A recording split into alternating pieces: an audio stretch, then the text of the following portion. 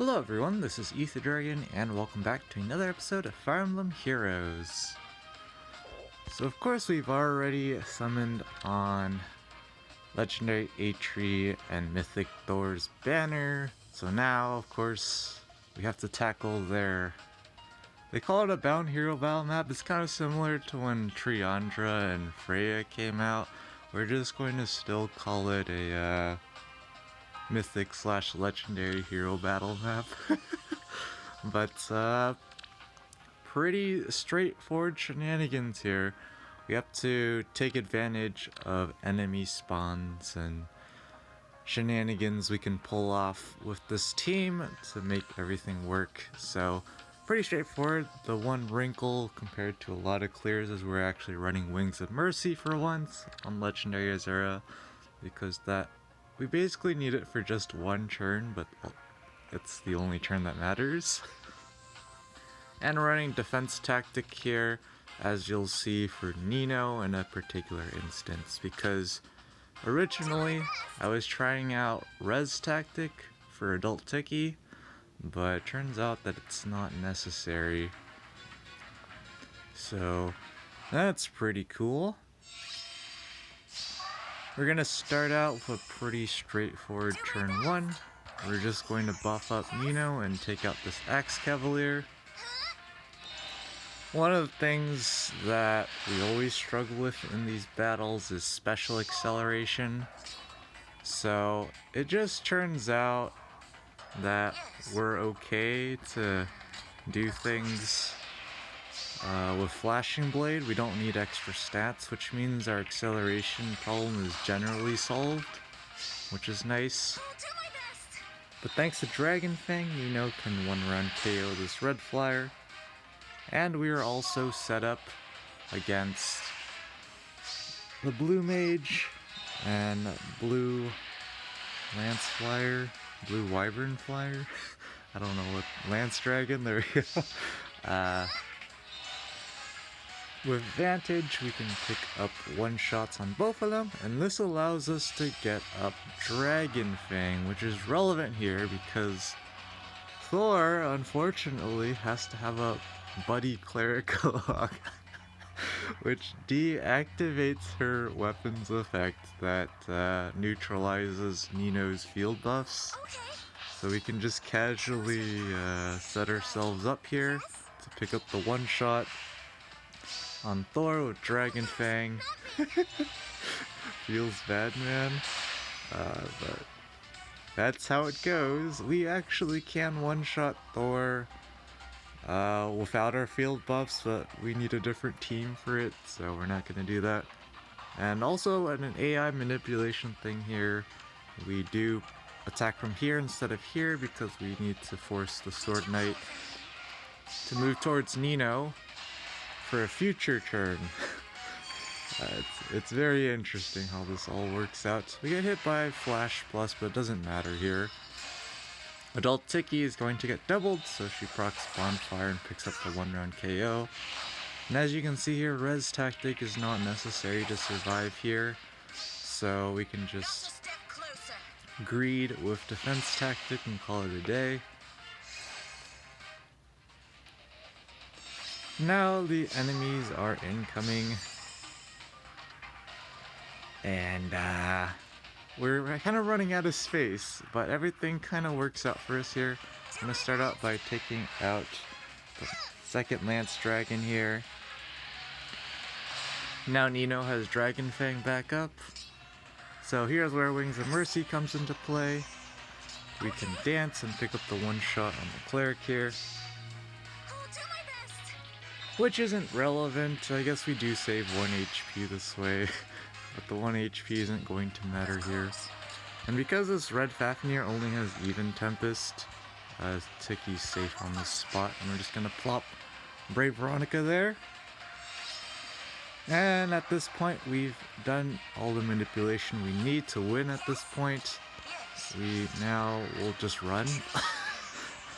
If we didn't place Nino where we did earlier, this Sword Knight would be not where it is right now, and we wouldn't be able to run like this. So now that we've officially run away, we can have Nino buffed with defense tactic. She's able to survive this Spendthrift Bow Archer. As you can see, without it, we just die. So that's fantastic. We'll go ahead and attack from here. Just because we can, it doesn't matter. Because we 1-round KO regardless. And Dragon Fang's now charged up. Now the thing with Eitri here is that her damage reduction is actually non-existent because our HP is below 50%. But we still can't one-shot because not enough attack out of 10. So we gotta have Adult Tiki attack first. And then Nino can pick up the kill. The main reason Nino just doesn't kill is because Eitri has attack res solo for the extra res, and then she has -10 attack on Nino, so we need that extra damage to pick up the kill. And there we go. And again, this Fafnir has even Tempest, and that thus cannot attack Legendary Azura. So everything just kind of works out for us here. We can now attack this red Fafnir even though we don't 1-round KO. We set up Dragon Fang. Which allows us to give Adult Tiki the kill here. Thanks to Breath of Fog. Easy one-shot now. And with Dragon Fang, we can just bring all our forces together. Pick up the one-shot on the Bow Flyer. And it's GG's at this point. There's many ways we can clear out the rest of the match here, or map here, but we'll just go ahead and have fun. And have Adult Tiki take out both of these units here. So we'll just go maximum speed formation, so that Adult Tiki is 44 speed here, and therefore actually naturally doubles the Sword Flyer.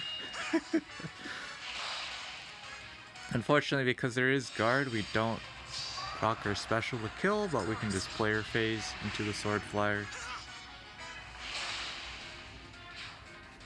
And for the fun of it, we'll just hit end turn, and it'll be GG.